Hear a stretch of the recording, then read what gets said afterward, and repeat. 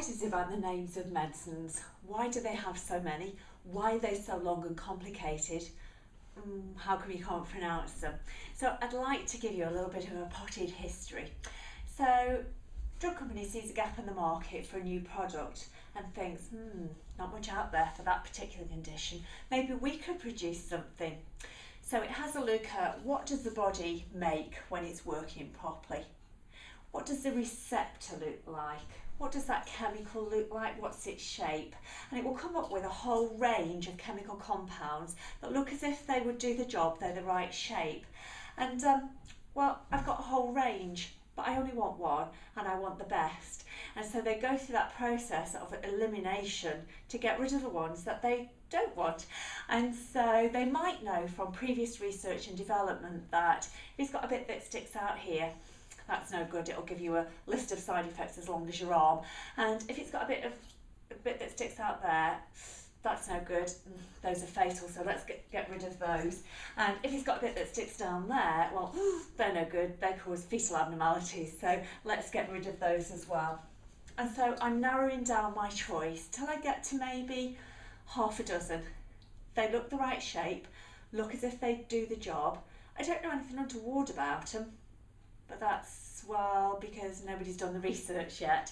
And so I could do the research, except that would mean that I would need to put my hand in my pocket and spend a little bit of money.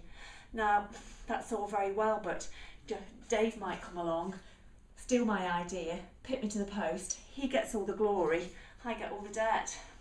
Not very happy about that.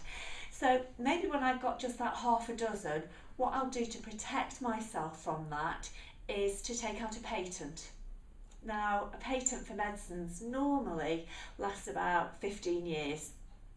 Excellent, I've taken out my patent. That gives me exclusive rights. Nobody else can make it for 15 years.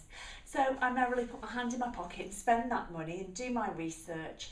And maybe I get 3 of those half a dozen to animal testing. Maybe I get 2 to human clinical trials. And then finally, after about 10 years, hooray! I get one that gets a license to come to market. Fantastic. Now, in order to market it, well, I've got to give it a name. And so its chemical name or its generic name is based on its chemical structure.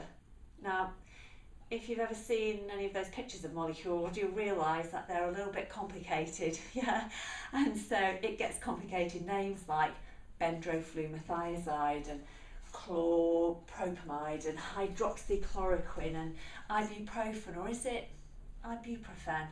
Because nobody knows how to pronounce it. And so, well, they don't exactly trip off the tongue very well, do they? And not particularly memorable. And I want the doctors to remember it because I want them to write it on their prescriptions. So maybe, as well as its generic name, perhaps I ought to give it a brand that's a little bit catchier. I know, I'll call it Brufen. That's a bit easier. And so already when it comes to market, it's got 2 names. It's got its chemical name, or its generic name, and it's got its brand name or its trade name. So it took me 10 years to get it there. It's got 2 names, and actually it's cost me an awful lot of money to get it there too. All of those compounds, that half a dozen that I took that patent out of, well, even the ones that didn't make it to market have cost me in the region of about £6 billion. So I'm 10 years about £50 billion lighter. And so I do have 5 years left on my patent. That's my time to recoup the money that I've spent to get back into profit. So my Brufen is going to be quite expensive so that I make sure that I recoup my costs. So my GP is writing Brufen, you're getting the benefit, I'm recouping my cost. Life's good, but time flies, doesn't it? Before you know it, blink of an eye, 5 years have gone. And now what? My patent runs out. Exactly. So now anyone can make it. I've lost my exclusivity. And so John might come along and say, see, you've lost your exclusivity. I borrowed that recipe, thank you very much. And John borrows my recipe and he's got to call it ibuprofen because that's what it is. but he can't call it Brufen because that's my name. So you'll have to find your own trade name. So maybe John will call it Nurofen. And then perhaps James will come along and borrow my recipe. Thank you very much. And James makes ibuprofen, and he's got to call it ibuprofen because that's what it is, but he can't call it Nurofen and he can't call it Brufen, so maybe he'll call it Cuprofen.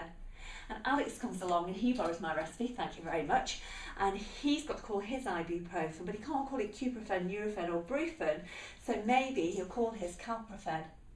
And Annie comes along and borrows my recipe, thank you very much, because it's free for all, right?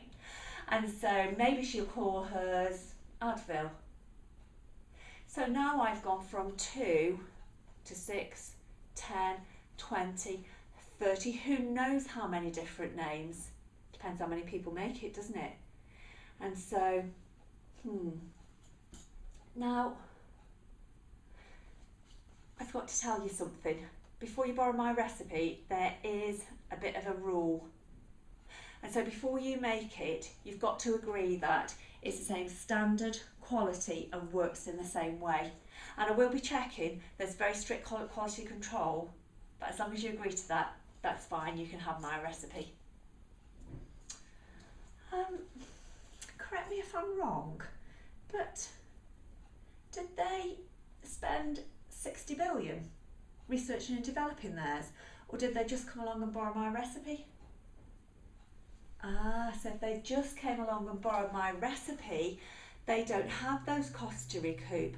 That means they can make it for this much and still make a good profit. So the government are thinking, hold it. Just rewind that and recap. So it's got to be the same standard quality, work in the same way, but now I only have to pay this much for it. That's it, then it's easy, isn't it? GPs, stop!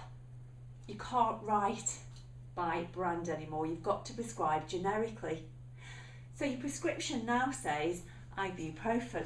So have a look on my shelves and I've got some Brufen there, and it would be right because that's what I was using, except that I've paid this much for my Brufen and now they're only going to give me this much back. I'd be massively out of pocket. And so I have a look on my shelf, I've got another brand there and I only paid this much for it, and I know it's the same standard, quality works in the same way. So there you go, there's your ibuprofen, it's just a different brand. And I'll try and give you that brand as long as I can, except that, well, sometimes the warehouse gets a bit busy and they run out of that brand, or they have a look on their shelves, they've got half a dozen different brands and they know it's all the same standard, quality works in the same way. So they'll have a look at what they've got most of. They'll give me that so I can continue to supply you. So there you go, there's your ibuprofen, just a different brand again. Now, if I were to weigh, let's say 200 milligrams standard tablet of ibuprofen out on my hand, actually there wouldn't be a lot there. There wouldn't be enough to fill a capsule with or even to make a tablet, so maybe I'd have to add something to it to bulk it up a bit. Then I might need something to bind it together. You see, my Brufen, they were pink and shiny. You could have white ones, you could have red ones, you could have orange ones, you could have blue ones, you could have sugar coated, you could have film coated, you could have enteric coated, you could have strawberry flavour. Because all of those excipients, the additional things that I put in, well, that's up to me what to put in, whatever I choose, as long as my ibuprofen is the same standard, quality, works in the same way. So now when your ibuprofen comes, not only might it be a different name, but it could be a different size or a different shape or a different colour or a different coating or a different flavour, as long as the ibuprofen, same standard, quality, works in the same way.